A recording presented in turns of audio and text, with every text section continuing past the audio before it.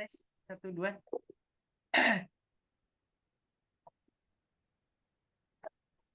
Aman deh. Kita mulai sesuai jam 9. A'udzubillahi minasyaitonirrajim. Bismillahirrahmanirrahim. Assalamualaikum warahmatullahi wabarakatuh.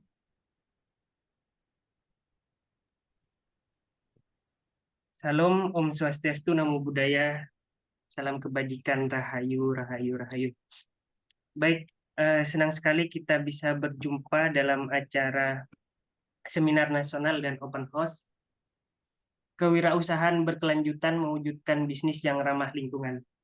Sebelum kita mulai acaranya, sebaiknya kita berdoa menurut agama dan kepercayaan kita masing-masing. Berdoa mulai.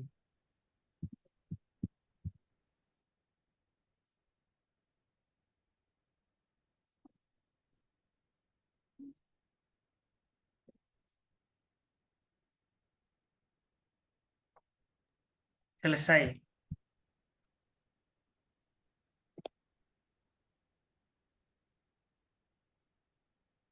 Baik Bapak Ibu, Mas Mbak, sebelum kita ke acara inti, ada beberapa hal yang pengantar untuk para narasumber dan juga Bapak Ibu dan Mas Mbak. Pas sekali ya, kemarin kita memperingati International Literacy Day atau Hari Internasional Literasi Internasional dan juga memperingati Maulid Nabi Muhammad SAW.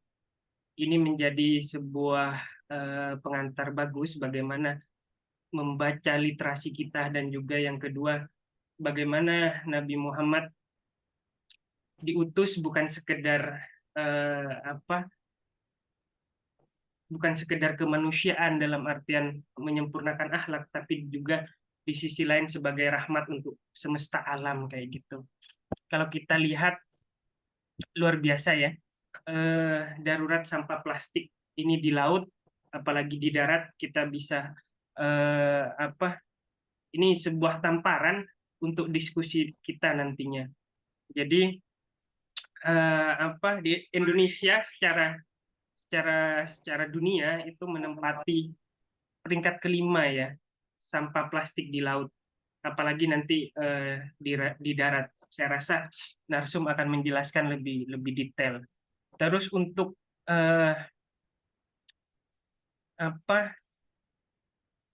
data minat baca kita, Indonesia ini kan masih juga sangat rendah kayak gitu. Jadi kalau kita lihat ini ada di nomor 16 secara dunia. Ini lumayan daripada yang dulu-dulu yang sangat miris ya. Mungkin itu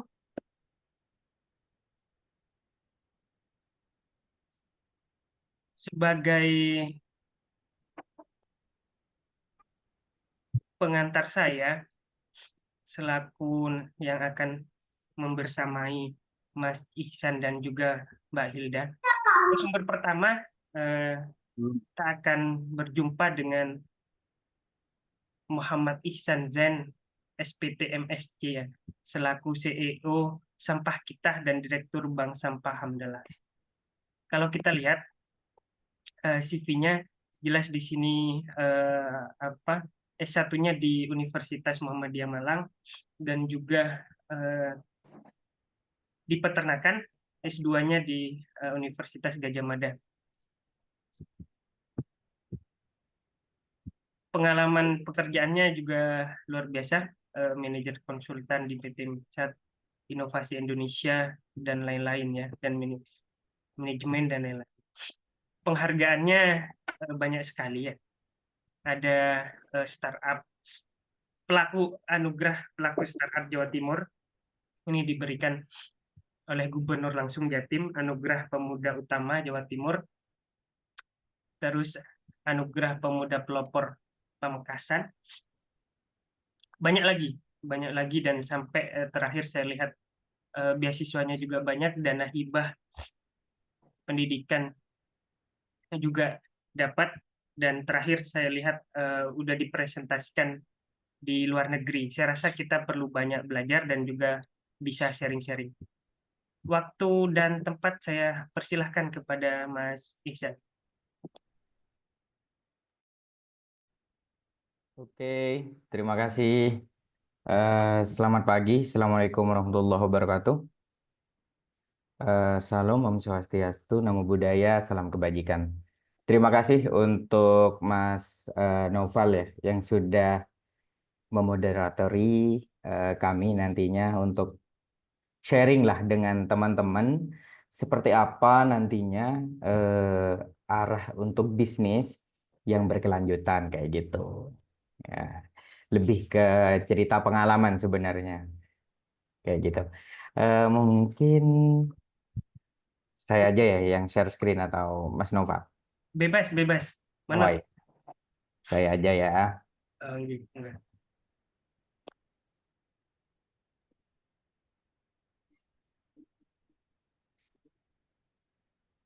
Oke, apakah sudah terlihat Bapak Ibu semua? Sudah, sudah. Ya.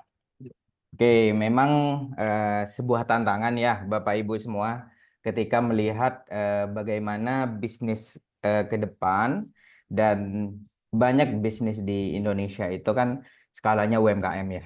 Hampir sekitar 90% itu memang UMKM kayak gitu. Dan banyak juga yang bergerak di F&B atau makanan.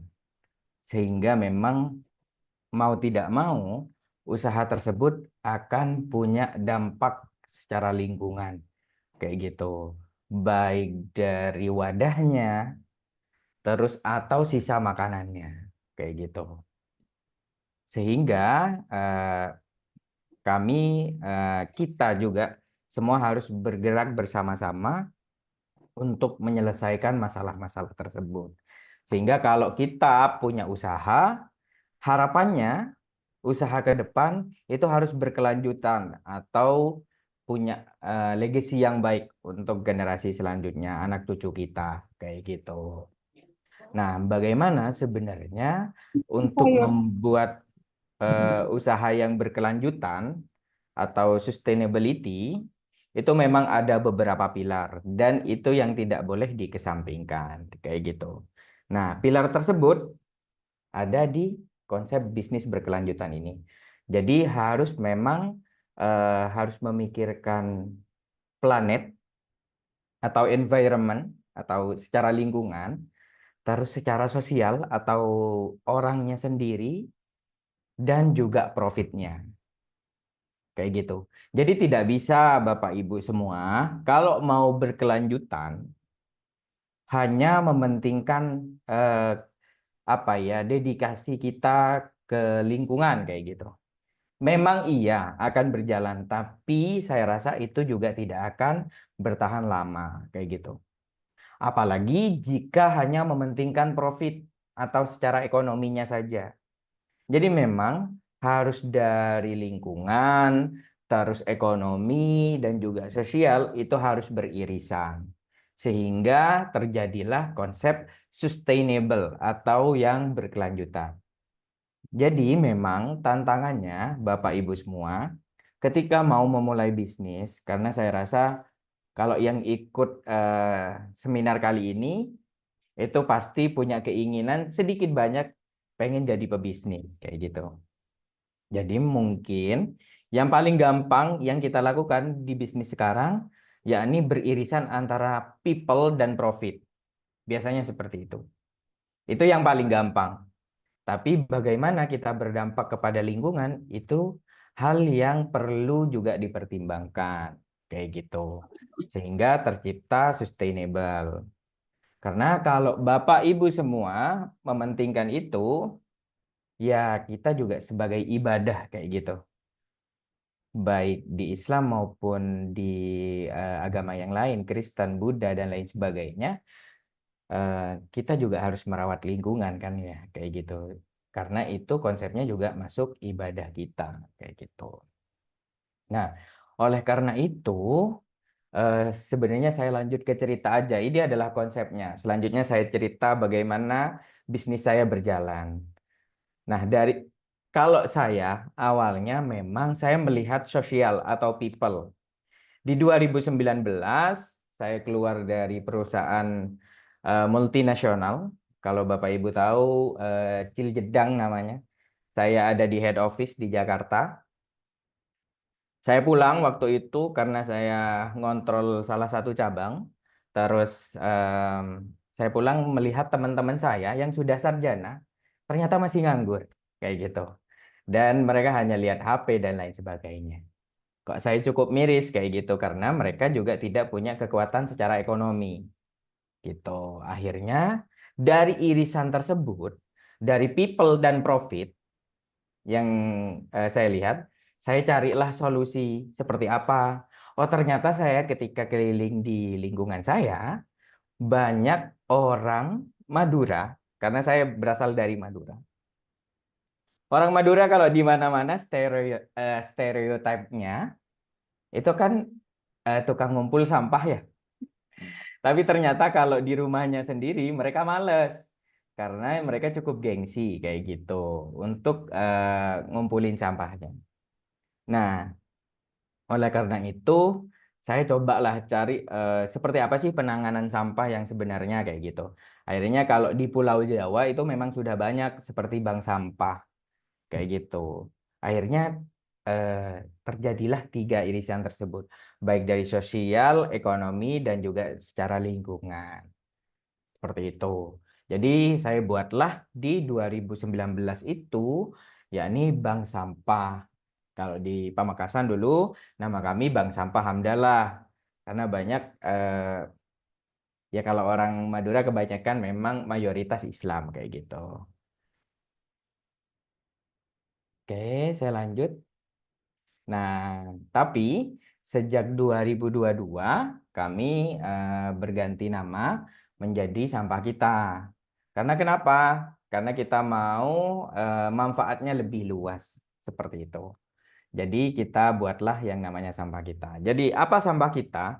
Jadi Sampah Kita ini memang ekosistem pengelolaan sampah di masyarakat dengan tiga lini usaha, yakni Bank Sampah Hamdalah atau collecting waste, jadi koleksi sampah dari masyarakat. Terus yang kedua paper pay, jadi koleksi eh, apa kertas yang ada di lingkungan pemerintahan. Karena banyak ya kalau di lingkungan pemerintahan itu kertasnya konfidensial atau rahasia.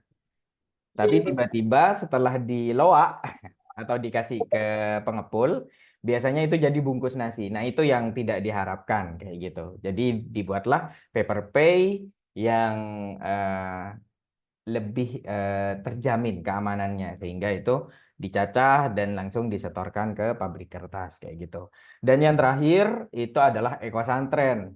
Jadi karena mayoritas di Madura itu adalah pesantren, jadi kami fokus untuk memberikan edukasi ke pesantren-pesantren yang ada di Madura dan bekerja sama dengan pesantren untuk mengedukasi bagaimana cara pengolahan sampah sejak dini. Karena kalau di pesantren itu memang salah satu tantangannya adalah sampah dan itu hampir tidak terkelola. Kayak gitu. Nah, selaras dengan penjelasan dari Mas Noval tadi, kalau Indonesia ada di nomor 5 untuk sampah yang ada di laut ya. Nah, ini adalah sampah-sampah kita berapa sih lama terurai sampah kayak gitu. Yang paling salah satu yang paling lama itu yang paling banyak digunakan itu adalah styrofoam, Bapak Ibu. Nah, kenapa styrofoam ini disebut juga dengan sampah abadi? Karena dia tidak bisa didegradasi atau dihancurkan oleh tanah. Kalau yang lain seperti botol plastik itu 450 tahun, kalau plastik 100 tahun. Tapi yang sering kita tidak sadar bahwa styrofoam itu menempati kasta teratas kayak gitu untuk lama penguraian sampahnya kayak gitu. Jadi kedepannya kita sebagai masyarakat atau penghuni dunia lah ya, bahwa kita harus sadar bahwa harus mengurangi untuk penggunaan styrofoam. Kayak gitu. Nah, ini adalah fakta komposisi sampah yang ada di Indonesia. Yang sebelah kanan kita, yang paling banyak memang adalah sisa makanan. Yang kedua, plastik. Nah, kalau plastik itu sudah banyak yang mengelola. Kalau kayu dan ranting mungkin masih karena organik, jadi tidak terlalu jadi hal yang menakutkan kayak gitu. Tapi kalau plastik itu hal momok yang cukup menakutkan karena di laut kita juga banyak mengandung sampah plastik kayak gitu. Nah, alasan orang tidak mau mendaur ulang sampah-sampah yang ada di sebelah kanan kita ini, memang yang pertama ribet dan kotor. Siapa yang tidak mau mengaku bahwa kalau mendaur ulang sampah itu ribet dan kotor kayak gitu. Semua, termasuk saya. Apalagi di awal ketika saya bergerak di bank sampah itu memang sangat ribet dan sangat kotor. Jadi kami cukup gengsi awalnya, tapi eh, karena kita melihat dari segi ekonominya juga kayak gitu. Jadi kita tetap berjalan. Dan yang kedua, masih terlihat seperti sampah. Nah, ini alasan kenapa orang tidak mau mendaur ulang. Jadi, kalau sampah masih terlihat seperti sampah, itu memang sulit untuk digunakan oleh seseorang. Nanti saya kasih contohnya di slide selanjutnya. Nah, contoh yang seperti itu, misal nih, Bapak Ibu semua mungkin sudah pernah lihat ada yang buat tas dari bungkus deterjen kayak gitu, tas yang biasa ke pasar. Itu mungkin digunakan, tapi tidak berjangka lama. Biasa seminggu, biasa sebulan. Habis itu balik lagi ke produk-produk yang eh, konvensional kayak gitu, bukan yang dari daur ulang sampah. Karena kenapa? Karena secara penglihatan hal itu kurang enak dilihat lah kayak gitu. Dan yang ketiga, itu memang kita merasa tidak merasakan manfaat dari memilah sampah, baik secara lingkungan, baik secara artinya ketika kita naruh sampah dengan ya udah langsung tidak dipilah kayak gitu. Kan sama aja dengan dipilah. Kayak gitu sama-sama sampah kayak gitu. Nah, itulah kenapa orang tidak mau mendaur ulang sampah. Nah, tapi yang jadi concern kami memang bagaimana sampah itu tidak terlihat seperti sampah. Kalau bisa dilihat di slide selanjutnya. Nah, kalau lihat barang seperti ini, apakah Bapak Ibu masih mau menggunakan sampah?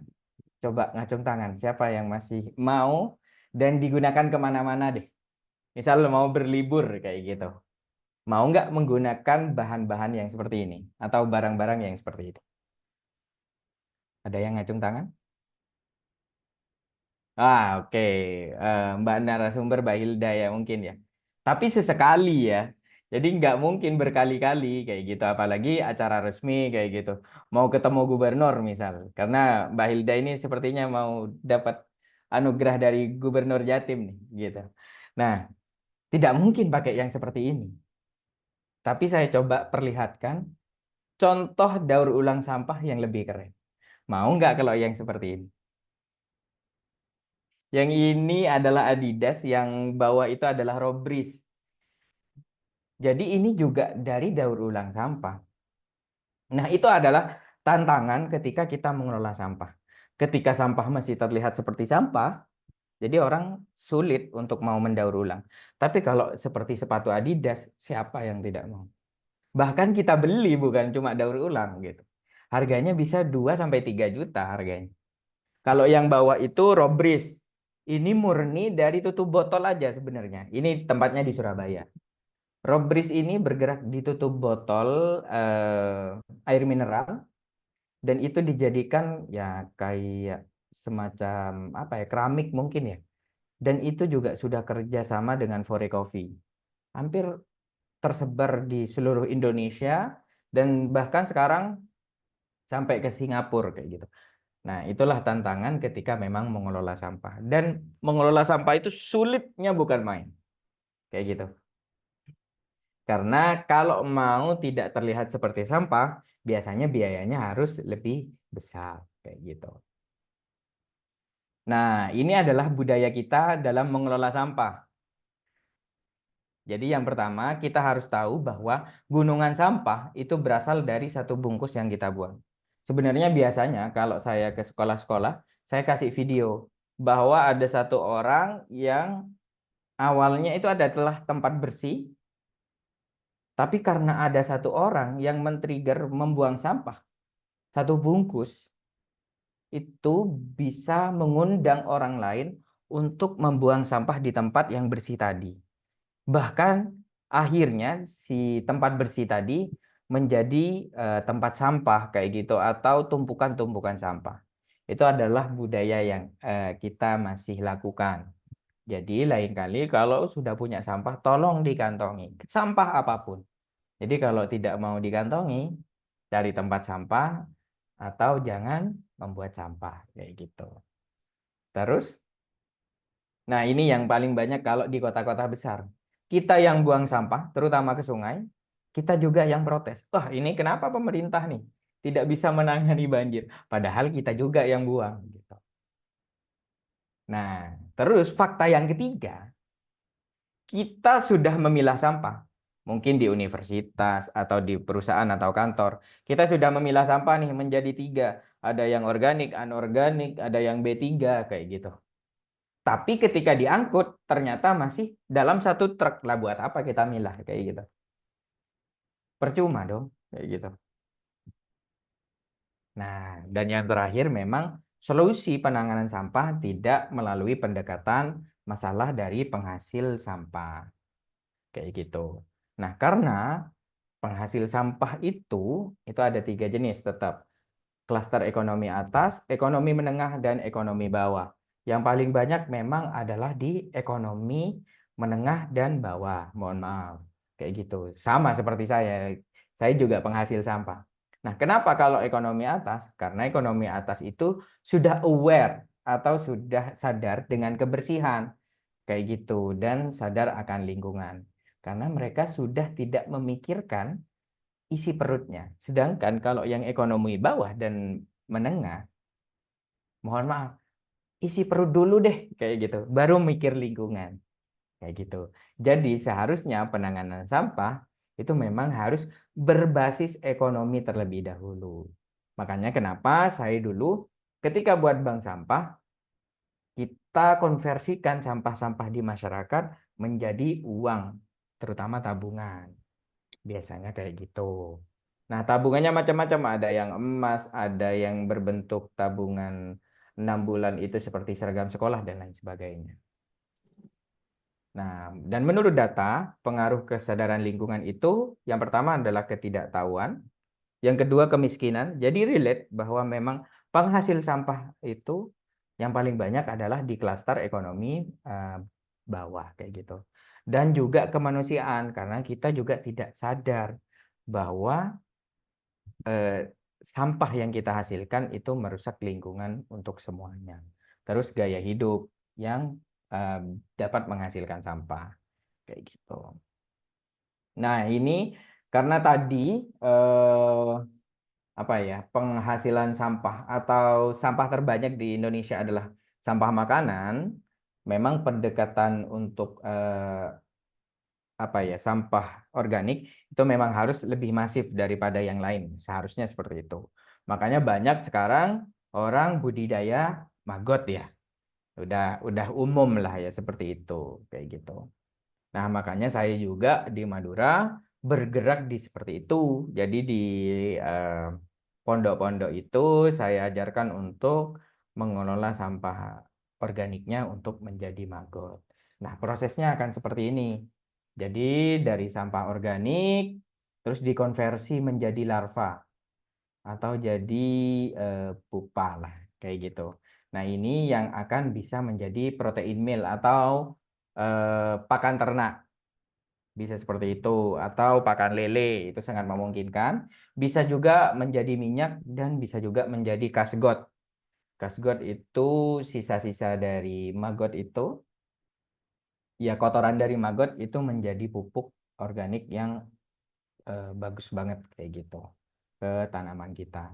Nah, hal-hal seperti ini bisa juga kita lakukan di rumah. Jadi kalau punya sampah organik yang kita hasilkan baik dari sayur, buah, dan lain sebagainya, itu bisa kita menginstalasi misalnya maggot box untuk maggot kayak gitu.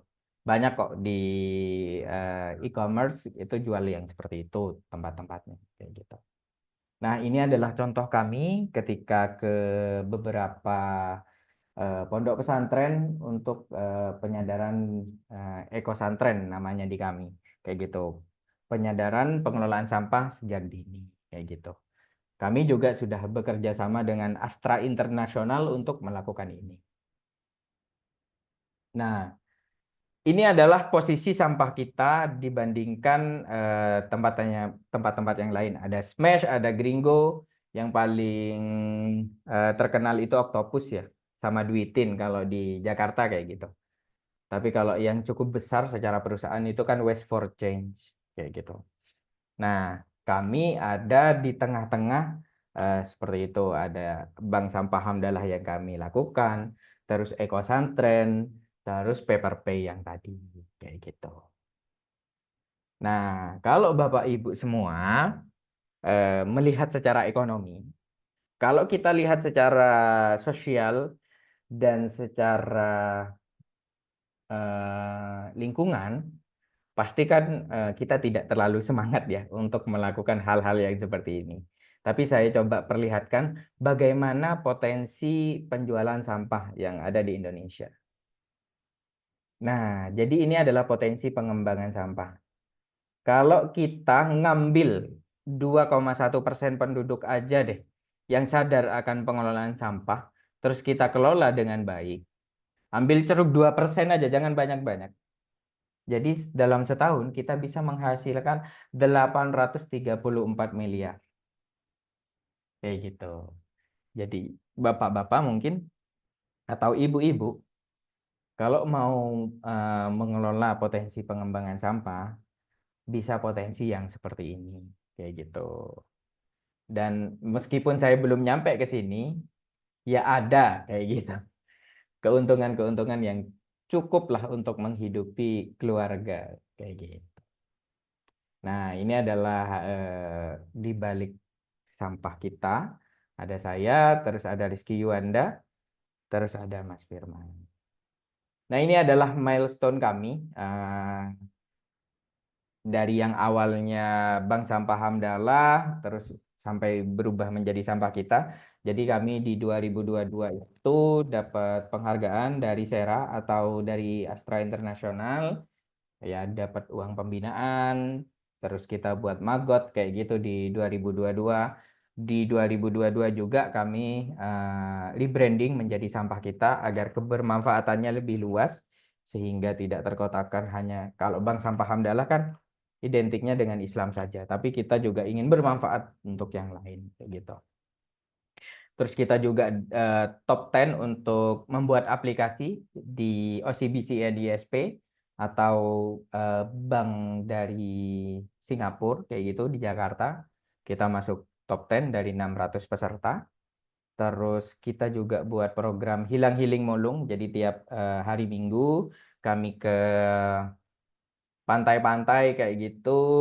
Ya nggak banyak, paling 5 sampai 10 orang santai di pantai tapi sambil mulung sampah-sampah yang ada di pantai kayak gitu. Terus di 2023 juga kami buat aplikasi yang namanya Sampah Kita.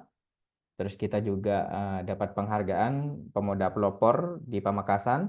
Terus kami finalis Pemuda Utama Jatim. Terus dapat penghargaan juga dari Bu Gubernur untuk pelaku startup Jawa Timur dan buat Paper Pay dan terakhir buat yang ekosantren. Kayak gitu. Mungkin itu saja Bapak Ibu semua. Saya kembalikan ke moderator yang jelas tagline kita, sampah kita adalah tanggung jawab kita. Mungkin itu saja. Terima kasih. Saya kembalikan ke moderator. Baik. Akhirnya tercerahkan ya. Eh, Menarik ya tentang sampah kita. Kita bisa, karena kalau kita berbicara yang sifatnya teoritis ataupun seruan agama udah banyak ya. Laudato Si kemarin dengan apa Paus Fransiskusnya, kita dengan seruan Nabi dan lain-lain. Tapi yang untuk praktek, jadi untuk pertemuan ini dan selanjutnya emang kita lebih ke nanti praktek. Kita juga bisa berkaca kepada pengelolaan sampah di Semakau di Singapura, ya itu bagus sekali.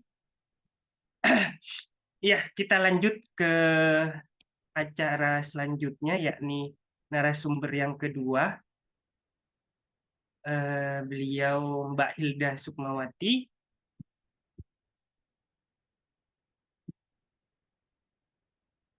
Iya, Pak. S1-nya di Universitas Erlangga Surabaya dan double degree ya, terus ke Universitas Terbuka. Beliau juga dapat pemuda pelopor terbaik ketiga Provinsi Jawa Timur di bidang sumber daya alam, lingkungan, dan pariwisata tahun 2023. Selanjutnya juga prestasinya Local Heroes Award terbaik ketiga nasional oleh Kementerian Lingkungan Hidup dan Kehutanan, KLHK. Kalau kemarin kita di pelatihan short course itu melahirkan penerima Kalpataru yang itu cenderung bapak-bapak, ini kita hadirkan anak muda yang peduli lingkungan dan kita mau berbisnis yang ramah lingkungan kayak gitu. Kalau kita lihat kayak siapa yang bangun Halloween di Bali itu Hotman Paris kan, itu jelas tidak bermanfaat, tapi ini yang lebih bermanfaat dan lebih ramah lingkungan. Monggo kepada Mbak Hilda, waktu dan tempat saya persilahkan. Terima kasih sebelumnya kepada Pak Naufal. Assalamualaikum warahmatullahi wabarakatuh. Waalaikumsalam. Perkenalkan, nama saya Hilda Sukmawati, co-founder EduFarm Literasi. Di sini literasi merupakan singkatan ya sebelumnya, soalnya banyak yang mengira literasi ke bacaan. Literasi sendiri itu merupakan lingkungan peternakan sapi terintegrasi. Ini yang share screen saya, Nopo Pak Naufal. Manut, sama-sama bisa. Kalau mau Mbak Hilda juga nggak apa-apa, biar lebih improve. Oh, okay. Apakah sudah terlihat, Pak? Sudah, tapi mungkin bisa di full kan. Ya, sebentar. Nah, di sini kami sudah berkembang menjadi P4S Literasi yang sebelumnya hanya sebuah kelompok. Kemudian ini tadi biodata saya sendiri merupakan seorang guru sehari-hari dan juga seorang anak dari petani dan peternak. Oleh karena itu kenapa saya bisa mendalami di bidang ini. Nah, saya mau memperkenalkan, sharing sedikit tentang program. Jika Mas Ihsan tadi membahas tentang programnya mengenai bank sampah, pengelolaan sampah, dan lain-lain, kalau saya program ini mengenai bagaimana pengelolaan limbah pertanian dan peternakan yang ada di lingkungan perdesaan. Kebetulan saya ada letaknya di salah satu desa di selatan Kota Lamongan, perbatasan Jombang. Nah, bagaimana program ini bisa dibuat pertama kali, yaitu kita melihat adanya sebuah permasalahan. Benar kata Mas Ihsan, permasalahan yang ada di lingkungan kita pandang sebagai sebuah potensi untuk berkelanjutan. Di sini kami berbasis 3, yaitu resources, research, dan regeneration. Kenapa kita berbasis resources? Karena resources itu melihat banyak potensi limbah-limbah di sekitar kita sebagai bahan untuk pengelolaan sampah yang lebih baik sehingga menghadirkan barang yang bernilai ekonomis. Research kami juga tidak asal melakukan kegiatan, tapi kami juga melakukan penelitian terlebih dahulu. Dan yang paling penting di sini, keberlanjutan itu harus ada regenerasi.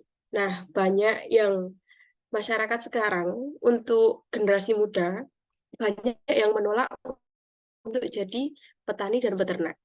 Karena beranggapan mereka itu kolot, hasilnya tidak ada. Nah, di sini kami memberikan tambahan gambaran jika menjadi petani dan peternak sebagai generasi muda itu adalah sebuah peluang bisnis yang besar. Di sini, visi dan misi kami menciptakan solusi resiko pertanian dan peternakan melalui asuransi dan tabungan berbasis limbah. Tabungan berbasis limbah ini nanti akan menjadi program andalan kami yang sudah berjalan dari tahun 2019. Misinya sebenarnya cukup simpel. Kenapa menghadirkan program ini? Agar sebagai mitigasi dari para petani dan peternak, karena banyak petani dan peternak jika gagal panen, ya mereka jelas rugi. Apalagi peternak. Peternak tidak memiliki jaminan, tidak memiliki asuransi ketika hewan ternaknya mati. Nah, lantas gimana ketika apa yang mereka dapatkan ketika ternak yang mereka miliki mati? Oleh karena itu, kita memikirkan solusi dari permasalahan tersebut. Di sini, kami selalu melihat potensi-potensi sosial di masalah yang ada di sekitar kita. Sedangkan masalah-masalah di desa saya, di Desa Sumbersari, 508 petani tidak memiliki asuransi pertanian. Pendapatan masih 100% petani dan peternak di bawah UMK akibat siklus panen yang terlalu lama. Karena di sini merupakan petani tembakau, petani tebu, dan petani padi. Yang paling cepat padi itu pun dalam kurun 4 bulan sampai 6 bulan. Terus banyak 30% petani gagal panen setiap periode. Kenapa kok gagal panen? Karena ya sekarang banyak perubahan iklim, jadi situasi iklim sudah berubah dan tidak menentu. Harusnya musim kemarau, tapi hujan masih juga turun. Masih musim kemarau, tapi sudah hujan. Makanya banyak para petani yang gagal panen. 129 peternak sapi tidak memiliki akses asuransi ternak. Padahal di pemerintahan itu sebenarnya sudah ada program asuransi ternak yang dibawahi oleh Dinas Kesehatan Hewan dan Peternakan. Namun program tersebut itu tidak tersampaikan dengan baik ke masyarakat. Jadi masyarakat masih tidak mengetahui program tersebut. Dan permasalahan di sini karena mayoritas adalah petani, sedangkan peternak hanya dijadikan sebagai investasi. Oleh karena itu, ketika hewan ternaknya mati, maka investasi mereka hilang. Dan ketika mereka panen, limbah pertaniannya itu terbengkalai. Akhirnya, solusinya diapakan? Solusinya dibakar.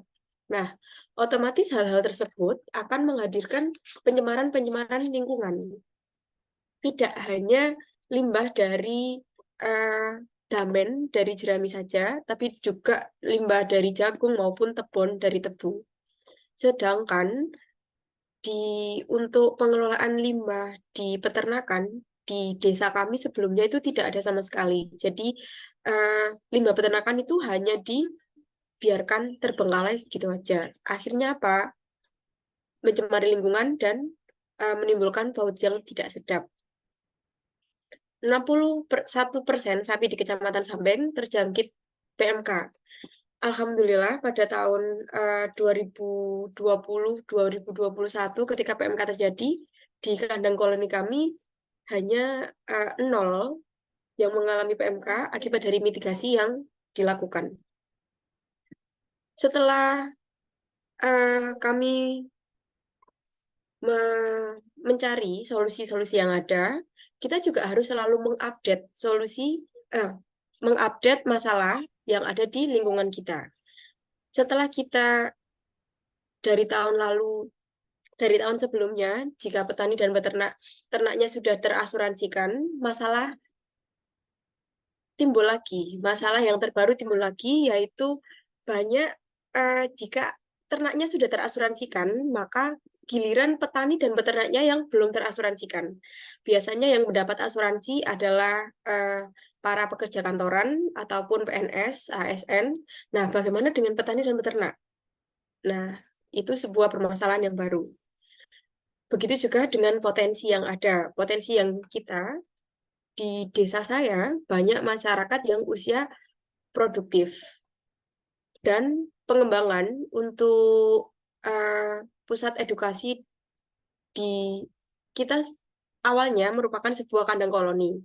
Nah, akhirnya kita ingin berkembang bagaimana kandang koloni ini menjadi pusat edukasi yang dapat dijadikan sasaran atau jujukan bagi orang-orang masyarakat luas untuk mempelajari lebih dalam mengenai bagaimana pengelolaan limbah di peternakan dan pertanian.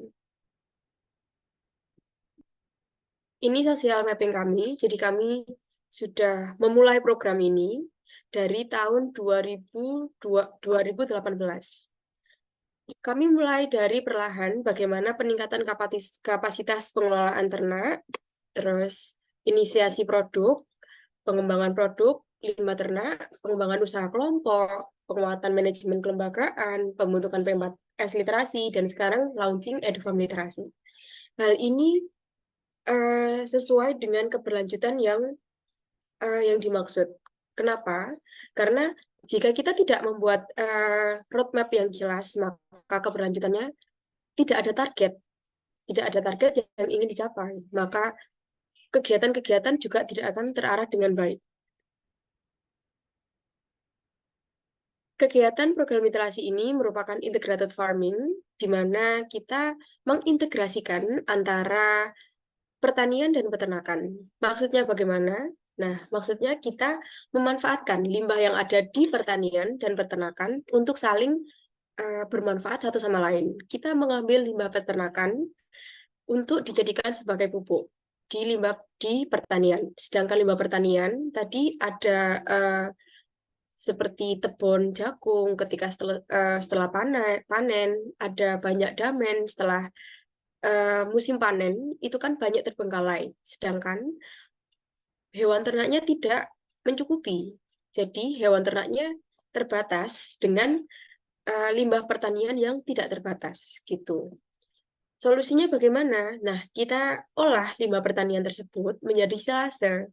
Silase itu merupakan pakan ternak yang berfermentasi untuk meningkatkan jangka waktu penyimpanan dan juga meningkatkan gizi pada pakan ternak tersebut. Akhirnya silase tersebut dijadikan sebagai sumber pakan untuk kandang koloni kami. Di kandang koloni tersebut, limbah peternakan dijadikan sebagai media tanam. Tidak hanya dijadikan sebagai media tanam untuk pupuk organik saja, tapi juga dijadikan sebagai biogas yang nantinya untuk catering di pemberdayaan para istri peternak kami, dan juga untuk listrik penerangan di kandang koloni kami. Untuk program andalan kami ada bank literasi. Tadi kalau Mas Isan adalah bank sampah, di sini ada bank literasi. Itu merupakan bank limbah ternak sumber sari. Maksudnya apa? Jadi kita menampung limbah-limbah ternak dari para peternak tersebut untuk disetorkan kepada kelompok kami. Kemudian kami ganti dengan apa? Limbah tersebut kami ganti dengan asuransi untuk para peternaknya. Asuransi untuk hewan ternaknya terlebih dahulu. Nah, ketika hewan ternak tersebut mati secara tiba-tiba atau hewan tersebut terjangkit sebuah penyakit, maka mereka bisa mengklaim asuransi yang ada, sehingga para petani, para peternak tersebut tidak khawatir lagi ketika hewan ternaknya mengalami kematian, meskipun kematiannya mendadak. Kalau dulu ketika hewan ternaknya mati, mereka pasti kebingungan karena itu investasi dan tabungan mereka tiba-tiba mati. Nah, di bank literasi kita menjamin asuransi bagi para peternak tersebut. Bank literasi ini sudah update, jadi para peternak kita kemudian tahun ini sudah mengasurasikan peternaknya sekalian. Tidak hanya hewan ternaknya saja, tapi kita juga mengasuransikan si peternak dan petani yang ada. Otomatis jika limbah-limbah tersebut menjadi sesuatu yang bernilai ekonomi agronomis akan menambah kesejahteraan bagi para petani dan peternak. Di sini program kami hadir untuk menjawab kebutuhan masyarakat. Sebelumnya, pola pengelolaan ternak tradisional itu harus membutuhkan waktu 6-7 jam untuk mencari pakan ternak. Para petani dan peternak itu harus ngarit terlebih dahulu. Sistem distribusi subsidi pupuk yang tidak sesuai, dan sekarang banyak masyarakat yang mengeluhkan, terutama para petani, bagaimana mereka tidak mendapatkan pupuk subsidi dari pemerintahan. Solusinya bagaimana? Nah, solusinya adalah dengan kembali beralih ke pupuk organik. Meskipun pupuk organik itu membutuhkan waktu yang relatif lebih lama daripada pupuk kimia, tapi hasilnya juga tidak akan mengecewakan. Selain itu juga ramah dengan lingkungan. Penumpukan limbah pertanian dan peternakan dilanjutkan dengan pembakaran limbah. Ini sebelumnya. Jadi yang seperti yang saya sampaikan, penumpukan limbah pertanian akan dibakar karena tidak ada tempat untuk menampung limbah-limbah tersebut. Nah, akhirnya kita memanfaatkan sebagai pembuatan pakan ternak fermentasi yang berdampak pada efisiensi waktu dalam mencari pakan. Jadi para petani dan peternak yang sebelumnya mencari pakan hijauan, ya tetap mencari, tapi tidak sebanyak biasanya karena mereka si pakan ternak itu juga diberi pakan tambahan hampir 70% dari silase. Penggunaan media tanam atau pupuk organik tadi meningkatkan keseimbangan unsur hara sehingga dapat mengurangi penggunaan kimiawi.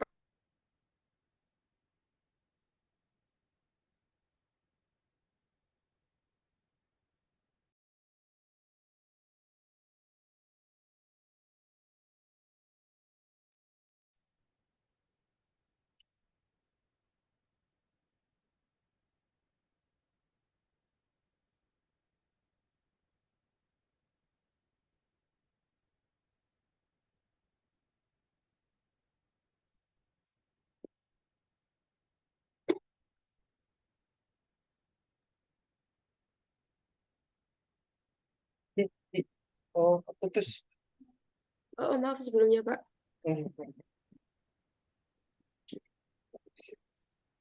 Gak apa-apa, dilanjut lagi.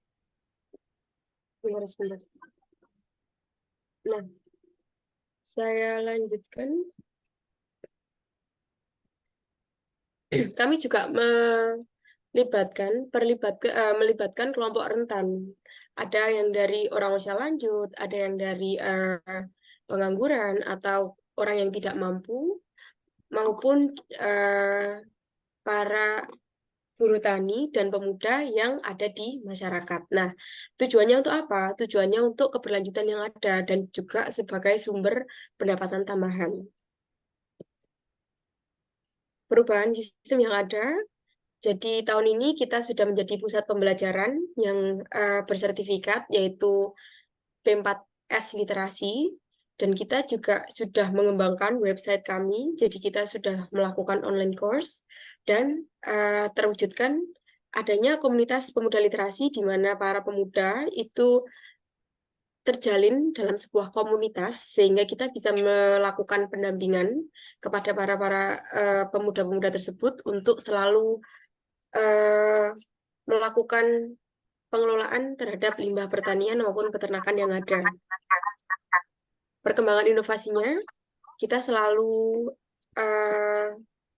berkembang dari permasalahan-permasalahan yang ada di masyarakat, kemudian yang terbaru merupakan menjawab ilmu pengetahuan di bidang tani ternak, karena kita sudah membuka pusat pelatihan, jadi kami menerima pelatihan baik dari masyarakat maupun dari sekolah-sekolah yang ada di sekitar kita. Kenapa kita bekerja sama dengan sekolah yang di sekitar kita sebagai pusat edukasi? Karena kita juga harus menanamkan bagaimana pengenalan sampah, mengenai pengelolaan limbah kepada para generasi penerus kita. Jadi para peserta di EduFarm Literasi, kami ajarkan bagaimana cara mereka mengenali limbah, membedakan macam-macam sampah, pentingnya untuk membedakan sampah dan cara pengelolaan sampah. Yang terpenting adalah memberikan pengertian bahwa sampah itu bukan sesuatu yang menjijikkan. Sampah itu merupakan sesuatu yang bisa dimanfaatkan kembali. Nah, kami merupakan pusat pertanian perdesaan swadaya yang pertama di Kabupaten Lamongan, dilengkapi dengan 360 view. Nanti mungkin saya bisa share untuk website kami sehingga Bapak Ibu sekalian sakit ningali. Untuk resources, kita sebagai sumber, pengelolaan sumber daya yang optimal. Mengapa kita optimal? Karena kita memaksimalkan bagaimana pengelolaan pertanian dan limbah pertanian dan limbah peternakan yang ada di lingkungan kita. Bahkan tidak hanya ada di desa kita. Kita juga menjangkau ke desa-desa sekitar kita. Menjangkau sebagai nasabah yang ada di bank literasi. Kenapa disebut sebagai nasabah? Karena mereka menyetorkan limbah pertanian mereka ikut menabung limbah ternak mereka yang kita gantikan dengan asuransi usaha ternak sapi. Kita juga sebagai sasaran bagi para pemuda-pemuda yang dari universitas, terutama dari fakultas kedokteran yang biasanya melakukan research maupun magang di kandang koloni kami. Regeneration ini paling penting dan sangat utama dalam keberlanjutan yang ada. Makanya generasi penerus di literasi kita selalu melibatkan bagaimana bagaimana peran para pemuda itu untuk ikut serta dalam kegiatan di literasi.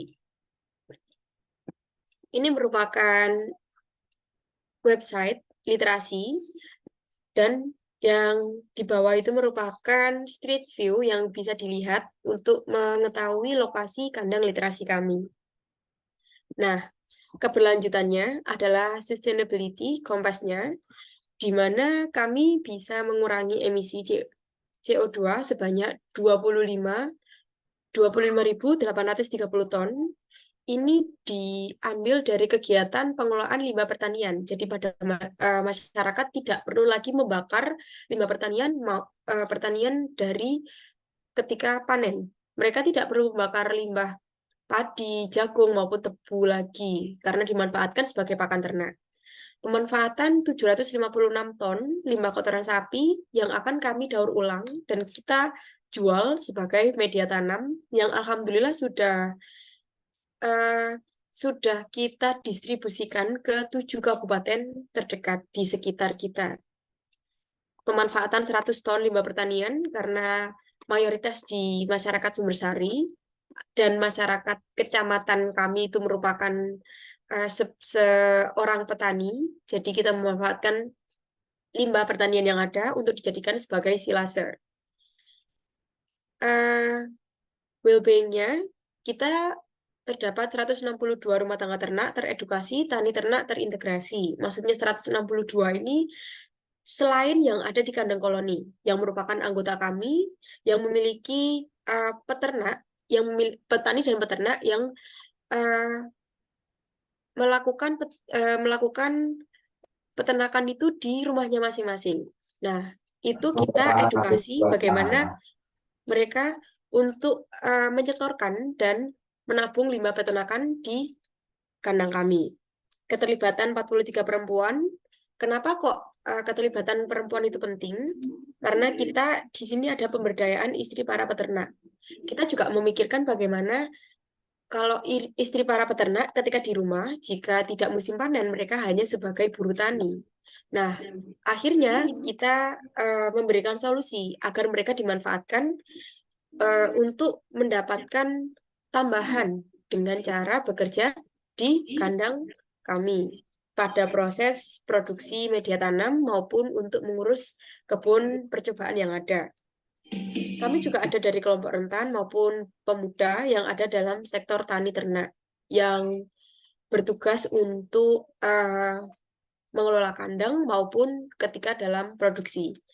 Kami juga tidak menolak jika ada masyarakat yang ingin merawat sapi, tapi mereka tidak memiliki dana, tidak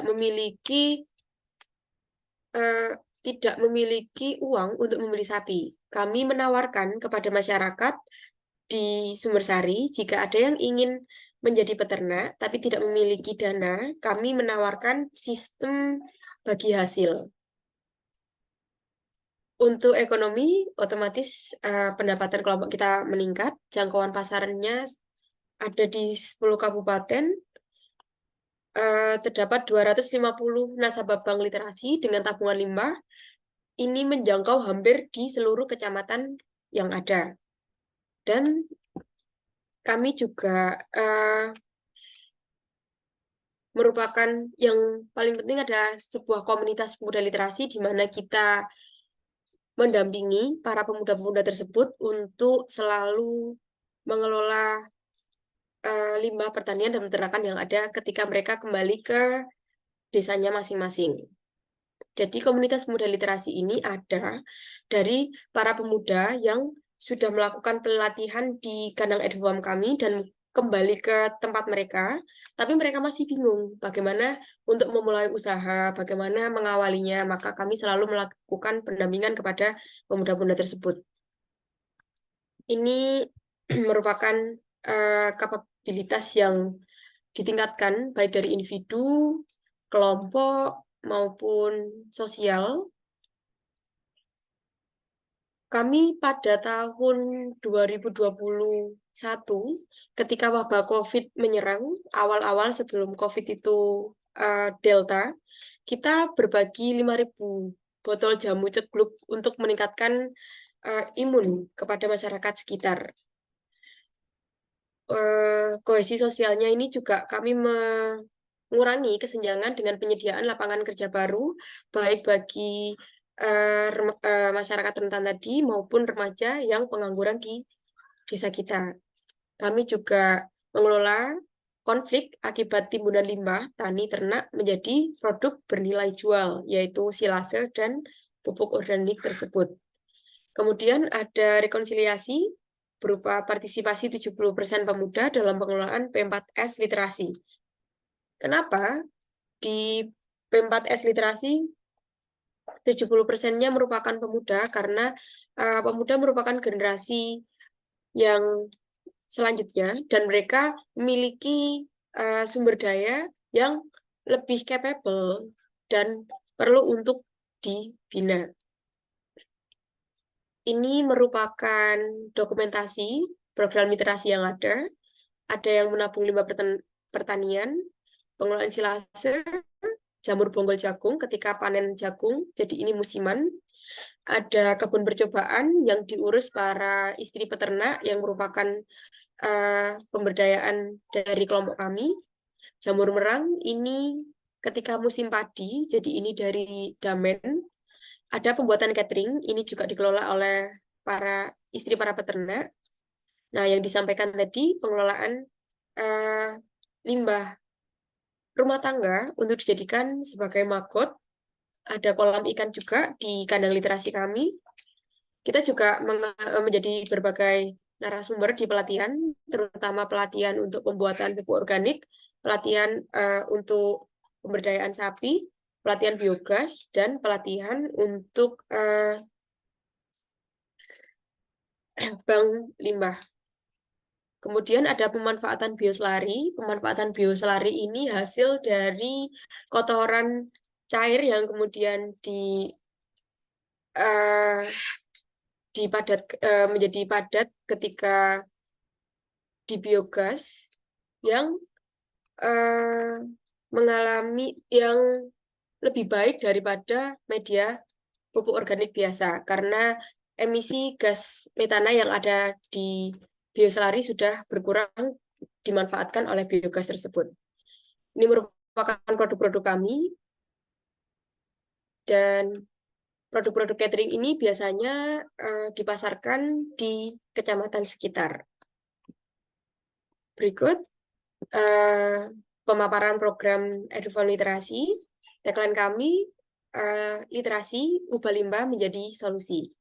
Terima kasih, saya kembalikan lagi ke Pak Naufal. Ya, terima kasih sekali. Luar biasa. Memang yang lagi naik daun ini konsep integratif farming sama permakultur ya. Oke, Bapak Ibu, saya rasa itu luar biasa, materinya sangat daging-daging semua. Tanpa panjang lebar, silakan Bapak Ibu yang mau bertanya, saya persilahkan. Oke, Izin Pak bertanya, Mas. Satya. Iya Bu, nomor kedua ya Bu. Bapak Satya, silakan. Mohon izin untuk Bu, Ibu. mematikan kamera aja. Mohon Iya, izin silakan. mematikan kamera, Mas. Iya.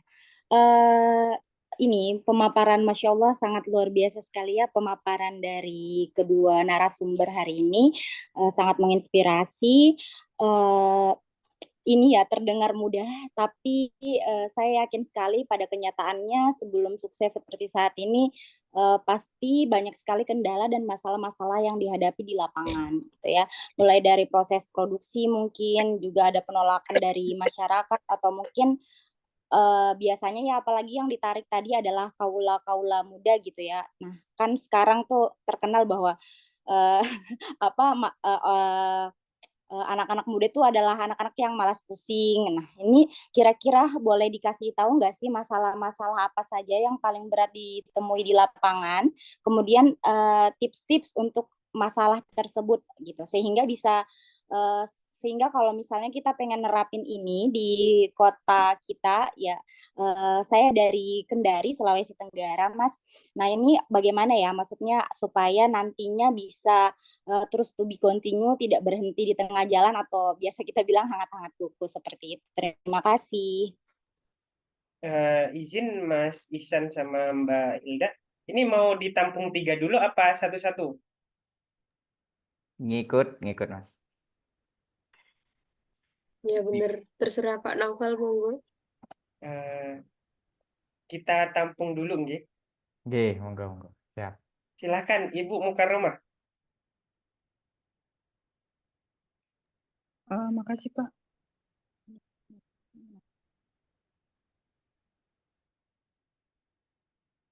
Ini yang mau saya tanyakan ke kedua narasumber,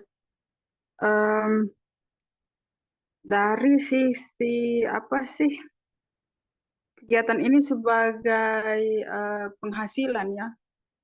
Tentunya kegiatan seperti ini itu tidak pernah berorientasi keuntungan dari awal, saya kira.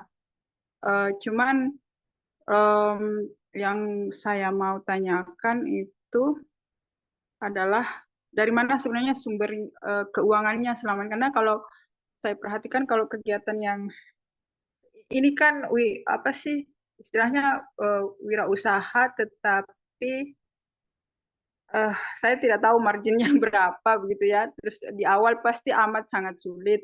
Nah, di awal itu pada saat merintis itu modalnya dari mana? Kemudian terutama misalnya dengan ke Pak Ihsan sebagai seorang laki-laki yang mungkin saya tidak tahu waktu di awal itu sudah punya tanggungan keluarga atau bagaimana. Nah, itu bagaimana menyeimbangkan antara idealismenya ke masalah lingkungan ini dengan kewajibannya begitu ke keluarga mungkin ya. Kalau Mbak Hilda tentu sama ya, sumber keuangan untuk pengelolaan di awal itu dari mana selama ini ya. Terima kasih. Baik, Bapak Ibu. Satu lagi untuk termin pertama. Silakan Bapak Ibu.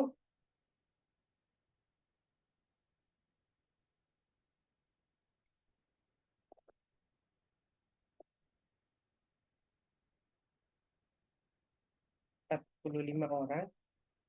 Silakan yang mau bertanya.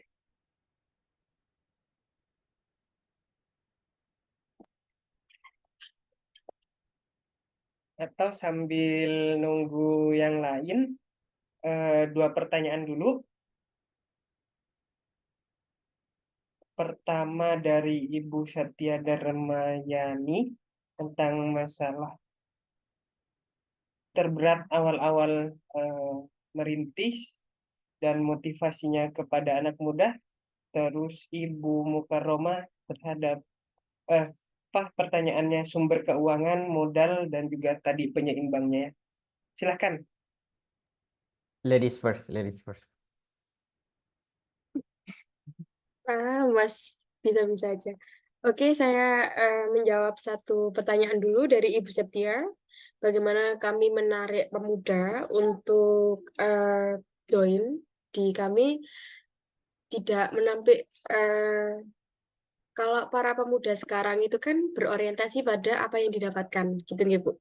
Jadi kita menariknya dari penghasilan. Ketika kita untuk bergelut di bidang ini nanti akan mendapatkan penghasilan ini. Jadi kita menjelaskan manfaatnya dulu dan profit yang akan didapatkan ketika join di program ini, ngoten Bu. Bagaimana cara menunjukkan sisi program ini dapat berlangsung dan banyak keuntungan-keuntungan yang dapat didapatkan dari program ini, ngoten. Kalau dari sisi saya. Dan alhamdulillah kenapa di sini lebih gampang karena saya di desa, Bu. Masyarakat desa itu apalagi pemudanya itu lebih simple pikirannya. Ketika mereka bisa mendapatkan penghasilan itu sudah cukup bagi mereka. Jadi alhamdulillah untuk menarik para pemuda ini lebih mudah dengan memberikan ketika mereka ingin join, mereka akan mendapatkan profit sebesar ini. Jadi menunjukkan profit yang didapatkan dan menariknya program dan permasalahan solusi dari permasalahan yang ada itu agar menarik bagi para pemuda. Dilanjut ke pertanyaan kedua, Pak Ihsan dulu, Pak.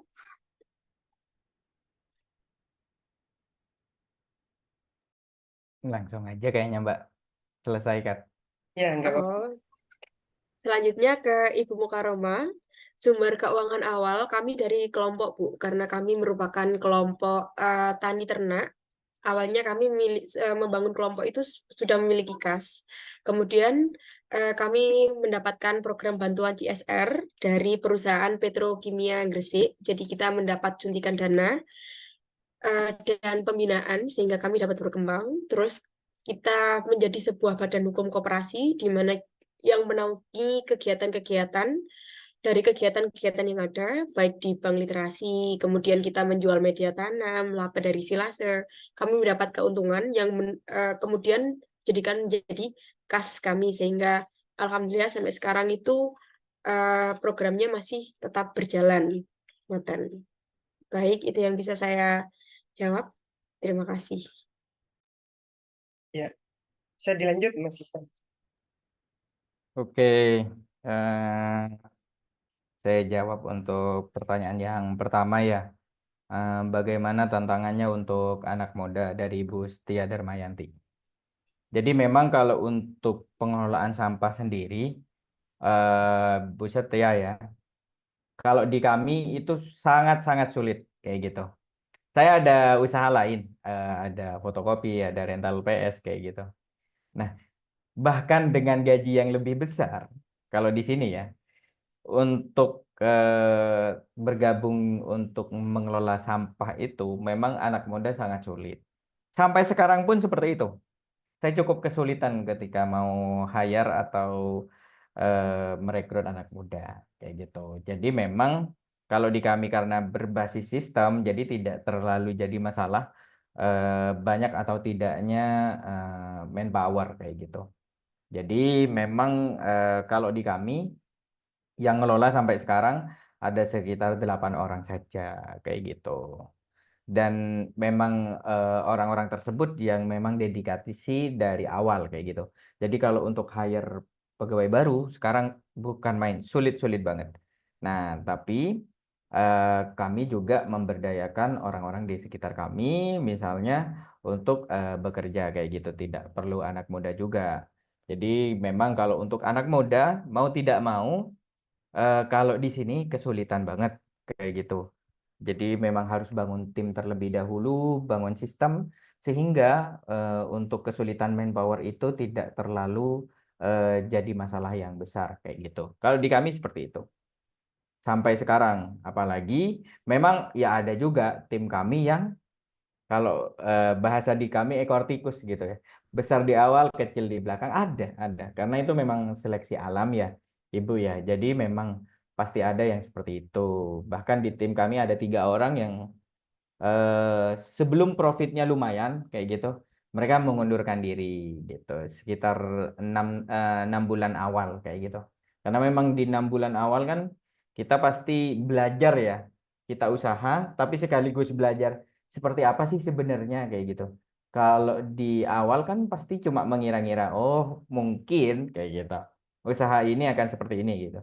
Tapi kalau sudah terjun, kita harus belajar lagi. Oh, ternyata perilaku konsumen kita seperti ini dan kita harus seperti apa kayak gitu. Itu memang kalau di kami gitu. Dedikasinya akan sangat besar. Nah, kalau untuk sumber keuangan dari Ibu Mukaromah ya, kalau di bisnis persampahan tidak perlu khawatir Ibu gitu. Kalau marginnya itu memang ada di angka 100 sampai 1000% kalau di bisnis persampahan. Jadi yang penting mau nggak sih mengelola kayak gitu. Itu jadi kalau untuk selaras antara idealisme dan kewajiban, ya dulu memang saya nggak punya istri gitu. Kalau sekarang sama belum punya sih. Belum punya Ibu. Baru selesai sekolah soalnya. Nah, jadi memang tapi dulu saya juga sambil sekolah dan lain sebagainya. Jadi harus menghidupi diri sendiri, juga menghidupi keluarga di belakang meskipun bukan istri, tapi saya juga punya adik yang untuk kuliah dan lain sebagainya.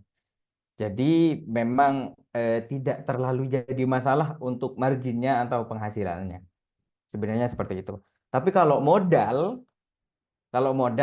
murni kami waktu itu 4 orang itu murni dari nol, Ibu. Jadi kami memang benar-benar hanya membangun sistem. Seperti apa? Karena saya waktu itu modal saya ingat sekali 2019 itu Desember, kami hanya bermodalkan karung. Karena seharusnya untuk mengelola bank sampah itu modalnya hanya 2, antara karung dan juga timbangan. Nah, timbangan ini kan kami nggak punya ya. Nah, jadi minjem tetangga yang eh, pedagang kayak gitu, kita minjem timbangannya. Dari itu saja. Setelah itu kami murni dari tabungan masyarakat, tabungan berbentuk sampah, kita kelola, terus dibersihkan, dijual, margin tersebut yang jadikan operasional selanjutnya. Kayak gitu. Itu sih kalau cerita dari kami. Sekian, Pak Noval.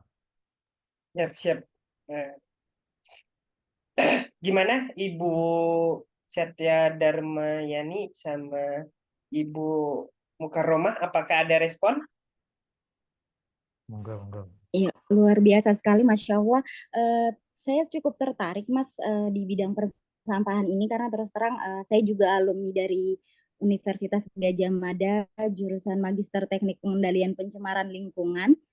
Eh, Apa ya, maksudnya kan kita sama-sama ketahui bahwa teknologi pengelolaan sampah itu awalnya budgetnya pasti luar biasa ya. Maksudnya memang profitnya di akhir itu lumayan, tapi ya itu untuk membuat alatnya itu yang lumayan sulit. Nah, ini kira-kira alat-alatnya itu apakah memang diproduksi sendiri atau mungkin misalnya kerjasama dari mana gitu, Mas? Misalnya dapat apa lagi namanya untuk alat-alatnya itu gimana ya, Mas ya? Maaf ini Mas, bertanya Siap, kembali. Ya, siap. silakan. Oke, Bu Setia ya. Nah, ya kebetulan satu alma mater lah. Ya, jadi kalau untuk itu kami tidak mengambil pusing sih sebenarnya. Yang penting itu sesuai passion kita. Apapun kan ada jalannya. There is a will, pasti ada jalan. There is a way kayak gitu ya. Nah, jadi memang kalau untuk itu Bu Satya ya, di kami itu murni hanya untuk pengelolaan sampah. Jadi memang tujuan awalnya adalah penyadaran bagaimana masyarakat itu mulai memilah sampah dari rumahnya. Karena kami rasa sampah itu jadi masalah ketika tidak mulai terpilah dari rumah. Tapi kalau terpilah dari rumah tapi pengangkutannya bareng, itu kan jadi masalah lagi ya. Nah, jadi kami ingin dari hulu sampai hilir itu sampah sudah mulai terpilah kayak gitu. Jadi di awal kami tidak terlalu punya uang yang banyak, bahkan nggak punya uang gitu. Jadi untuk pengelolaan sampah di awal, kalau menurut saya, yang penting orang itu aware dulu bahwa adanya kita, bahwa mereka harus mulai memilah sampahnya. Setelah kita mulai dapat margin dari ketika pengolahan sampah atau membersihkan sampah tepatnya, membersihkan sampah dikasih ke pengepul kayak gitu. Margin itu biasanya kami jadikan operasional. Setelah jadikan operasional, kita juga ikut beberapa lomba dan biasanya kita juga diundang untuk mendapatkan awarding kayak gitu.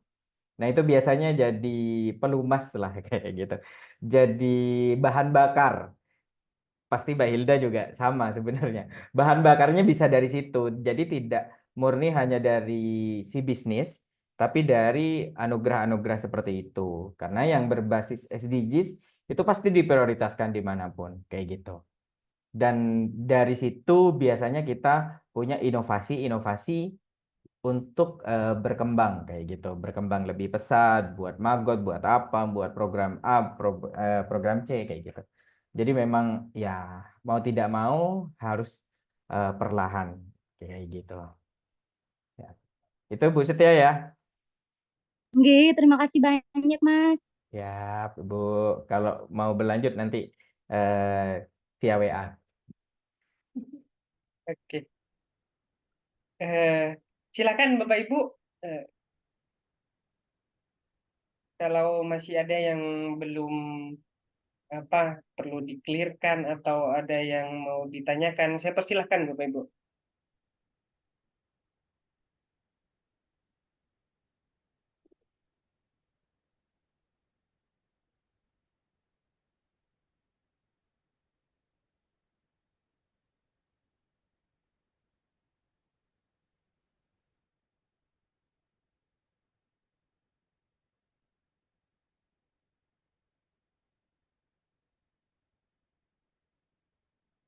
Gimana Bapak Ibu? Silakan.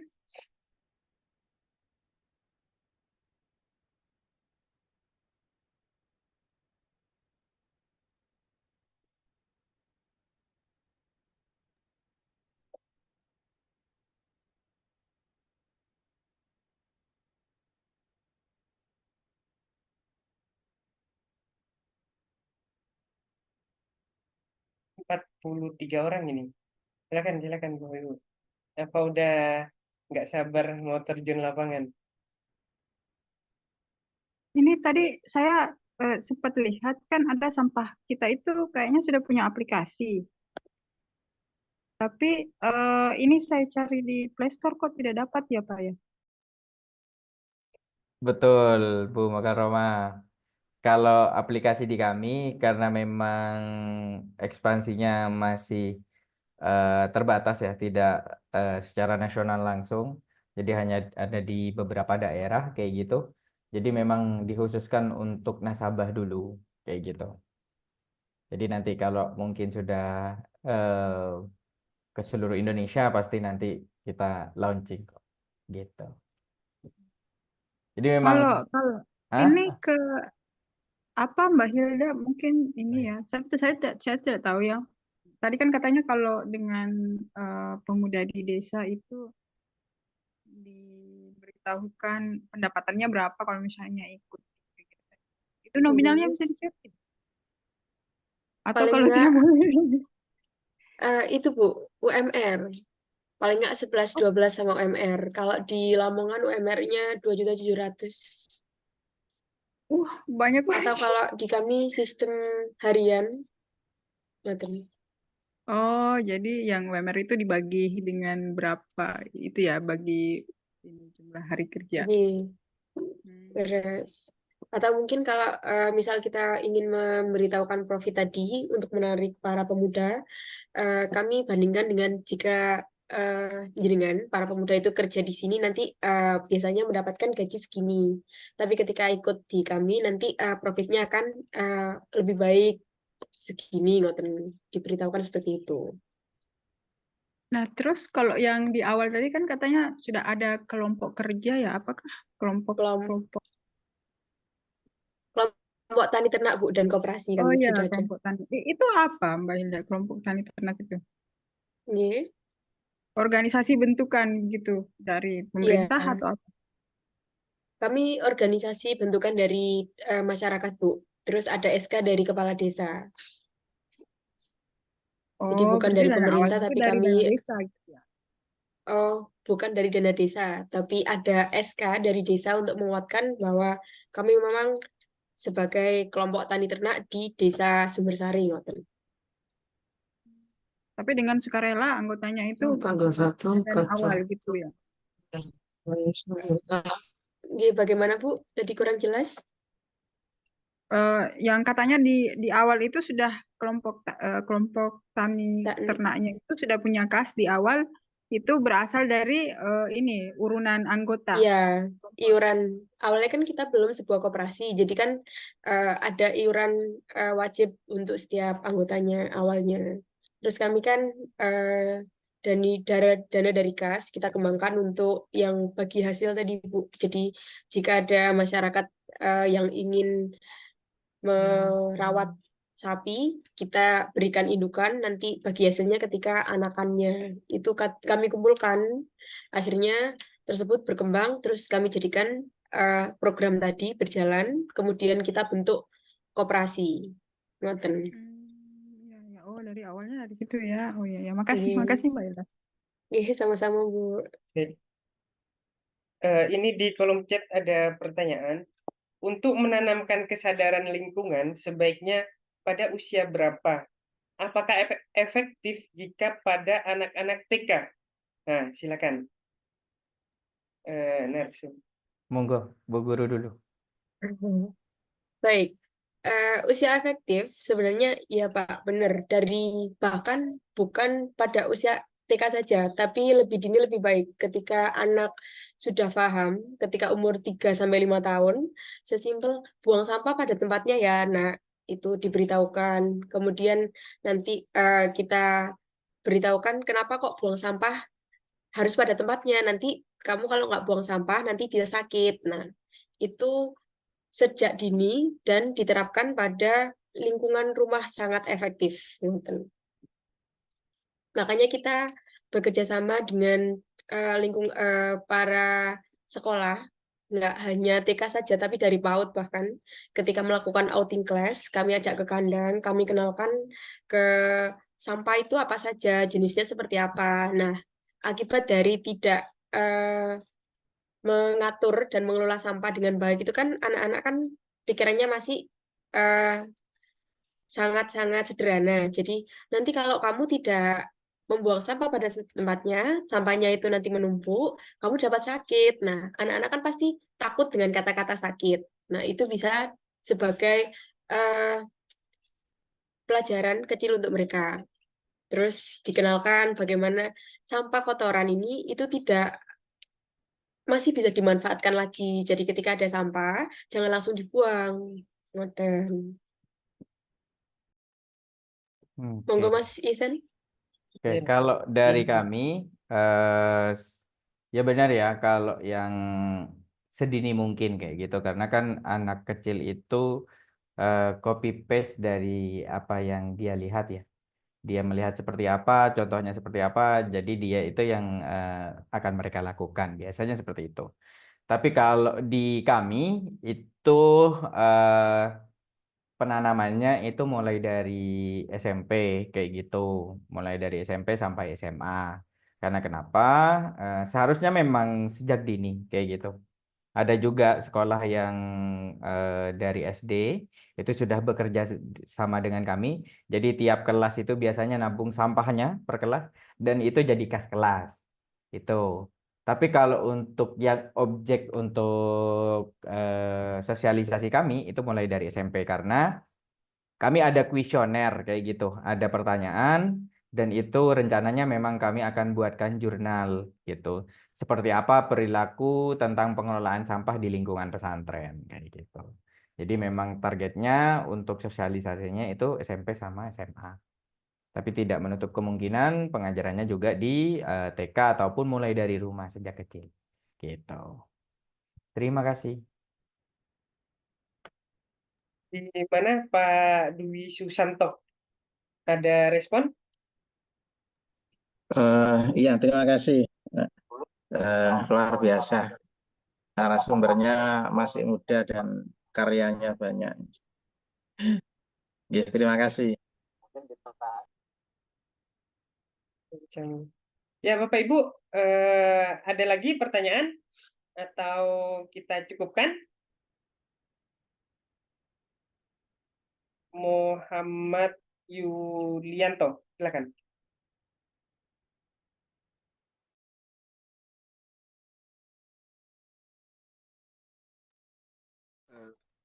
Selamat siang, perkenalkan saya Muhammad Yulianto dari Malang ya. Ini maaf sebenarnya saya baru gabung, cuma melihat materinya cukup menarik ya. Sampah ini bagian dari sebuah masalah sebenarnya di setiap desa masyarakat. Cuma kadang-kadang kita berpikir bagaimana memulai dari awal. Karena beberapa kali saya mengikuti seperti ini mau memulai kayak masih mau aja, nggak ada tindakan. Karena apa permasalahannya tempat pembuangan akhirnya. Nah, yang ingin saya tanyakan, bagaimana langkah step by step ya apabila kita mau mengolah sampah ini agar bisa memberikan profit ya dan juga memberikan pembelajaran bagi masyarakat karena di daerah saya kadang-kala kita sudah menggembar-gemborkan tentang sampah ternyata yang menjadi masalah adalah dari lingkungan luar ya karena ya mungkin berangkat kerja sambil bawa kresek kemudian langsung dilempar ke sungai ya sehingga kami juga tidak bisa mengontrol.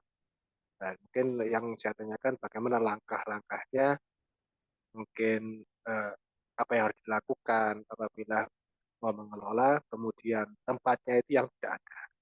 Kalau masalah personalnya atau anggotanya ya mungkin sedikit demi sedikit bisa kami usahakan. Itu saja langkah step by step yang harus kita lakukan untuk pengelolaan sampah. Terima kasih. Ya, silakan Mas. Oke, siap. Oke, kalau di kami, Mas Muhammad Yulianto ya. Sebenarnya kalau di Malang itu kan potensi ya, apapun. Baik dari sampah yang anorganik ataupun organik kayak Mbak Hilda itu yang dilakukan. Iya. Karena ke Malang ya banyak ya, peternak, terutama peternak sapi perah kan gitu ya. Nah, kalau di saya memang step by step-nya itu adalah memang mengumpulkan personil ya. Personil sudah lengkap. Terus biasanya kalau tempat itu di belakang rumah biasanya kalau saya ya. Dibuat tempat untuk pemilahan saja. Nah, kalau untuk yang sampah residu itu biasanya juga kami tidak angkut. Itu kami kerjasamakan dengan pihak Dinas Lingkungan Hidup, Mas. Biasanya Dinas Lingkungan Hidup itu bersedia untuk pengangkutan itu. Jadi, step by step-nya itu perlu punya personil. Biasanya minimal 3. Kalau angkutan itu bisa sepeda motor. Terus kalau untuk modal yang Mas punya itu biasanya adalah karung sama timbangan. Terus kalau saya sosialisasi. Sosialisasi di awal itu, karena background saya sebenarnya peternakan. Baik S1 sama S2 peternakan. Terus saya dulu kombinasikan, Mas. Untuk sosialisasi bank sampah itu, siapa yang mau ikut sosialisasi, saya akan suntik ternaknya gratis kayak gitu. Nah, itulah dulu saya sosialisasinya. Ya kalau sosialisasi nggak terlalu banyak, paling 100.000 sudah bisa mengumpulkan ibu-ibu terutama. Jadi targetnya harus ibu-ibu, jangan bapak-bapak. Karena yang cukup telaten untuk mengelola sampah itu ibu-ibu. Setelah itu, kami juga cek ke beberapa pengepul, berapa sih harga untuk kalau ini dibersihkan, kalau botol dibersihkan, kayak gitu. Nah, margin yang terbesar itu yang kami kirim, kayak gitu biasanya, Mas. Jadi fokusnya untuk sampah-sampah yang bernilai ekonomis dulu kalau di awal, kayak gitu. Jadi jangan semuanya dipilah, kayak gitu. Tapi kalau mau diangkut semua, berarti orang di atau masyarakat itu harus menyetorkan retribusi. Sehingga masnya juga tidak tekor nih. Gitu, Mas. Ya, ya.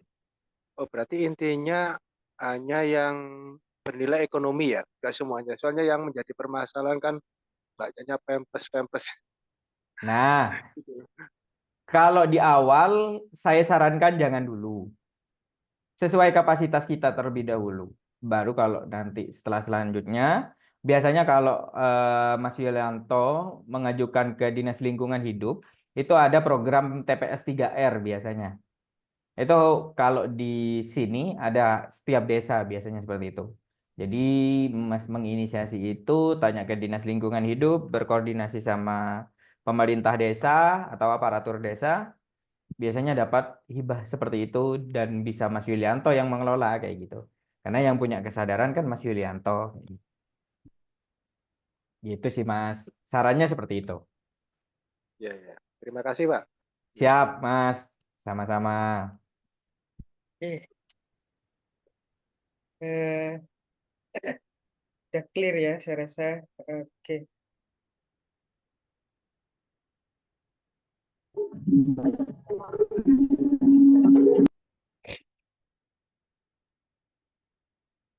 baik Bapak Ibu,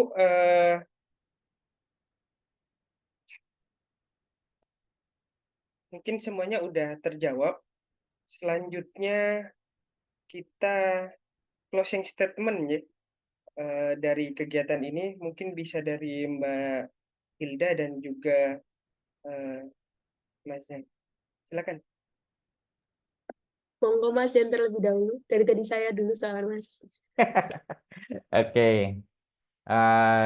Ya mungkin kalau dari kegiatan hari ini yang jelas Bapak Ibu, kalau saya lihat dari pengalaman saya, tidak semua usaha itu harus bermodalkan uang ya Bapak Ibu. Karena yang paling biasanya, yang paling jadi momok menakutkan kalau untuk punya usaha itu adalah uang ataupun modal kayak gitu.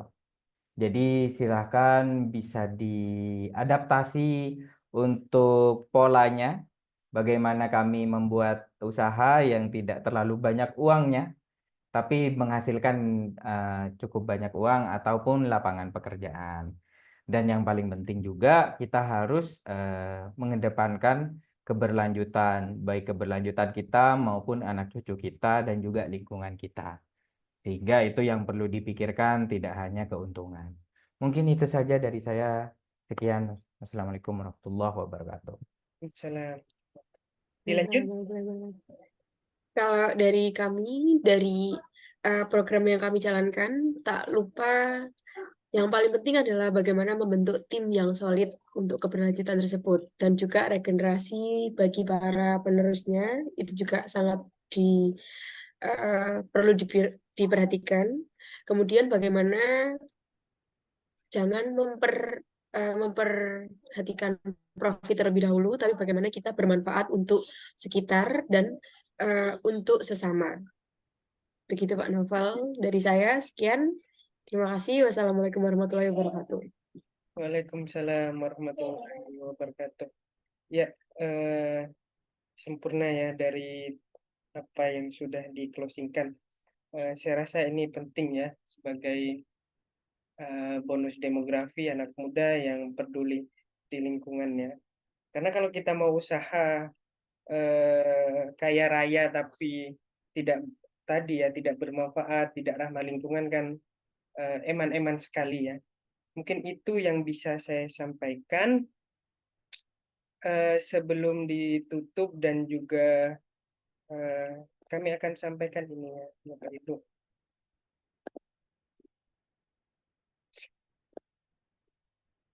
Oke, ada program dari kita, yakni Shotpot selama 1 bulan. Ada beberapa dirut dari PT Lajulen, Lakeview dari Kecamatan Samboja. Ini wisata edukasi yang sudah berkembang besar, X dari tambang ya. Jadi banyak dari di Kalimantan itu yang bekas tambang terbengkalai. Nah, Bapak Robi Susanto selaku Direktur Utama ini membuat Lakeview yang sangat luar biasa dan indah sekali. Nanti ada rekan seperjuangan kita nih, Mas Najih, ini juga dia punya PT Legend Internasional. Ada Dr. Samsul Hidayat, dia punya 4 prototipe tentang ramah lingkungan, harmoni Islam, Eco City, dan juga lain-lain. Yang terakhir adalah karena ini saya ditugaskan oleh Bu Direktur Asosiasi Peneliti Studi Kalimantan. Kalau Kalimantan tuh identik dengan paru-paru dunia, identik dengan gambut ya. Nah, ini terakhir ada biji kopi Borneo. Nah, ini pengusaha kopi Iberica. Nah, Bapak Ibu bisa mengikuti short course-nya selama 1 bulan. Ada 4 kali pertemuan Bapak Ibu. Sebelum ditutup, izinkan kita dokumentasi dulu. Monggo Bapak Ibu bisa on kamera.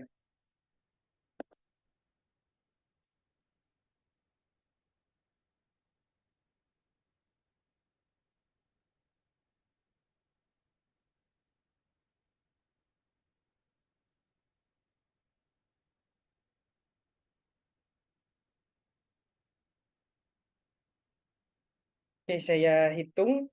1, 2, 3.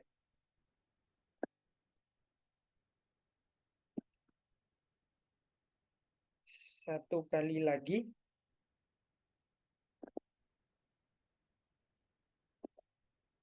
1, 2, 3.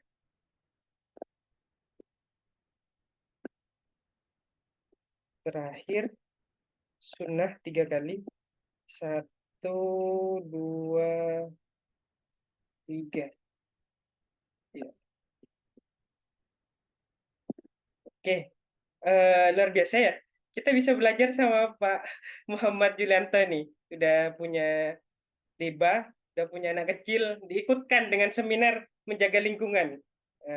Langsung dipraktekkan tadi apa yang disampaikan oleh Narsum, Mbak Hilda sama Mas Zen, Mas Isan, jadi langsung diterapkan. Penting sekali ya, sejak dini dikenalkan dengan ramah terhadap lingkungan. Karena ngeri-ngeri sedap ya, banyak abrasi, banyak pulau-pulau yang tenggelam juga gara-gara kita nggak bisa mengelola lingkungan dengan baik. Mungkin itu yang bisa saya sampaikan, kurang lebihnya saya mohon maaf. Sampai berjumpa di lain hari. Ada kata-kata yang indah dari Menteri Luar Negeri ya. Ada 2 frase, jangan pernah lelah mencintai Indonesia dan jangan pernah lelah untuk berbuat baik untuk Indonesia. Mungkin itu bisa jadi pelajaran penting buat kita semua. Itu saja mungkin yang bisa saya sampaikan. Kurang lebihnya saya mohon maaf. Assalamualaikum warahmatullahi wabarakatuh. Selamat. Waalaikumsalam warahmatullahi wabarakatuh. Waalaikumsalam warahmatullahi Izin wabarakatuh. live. Gini.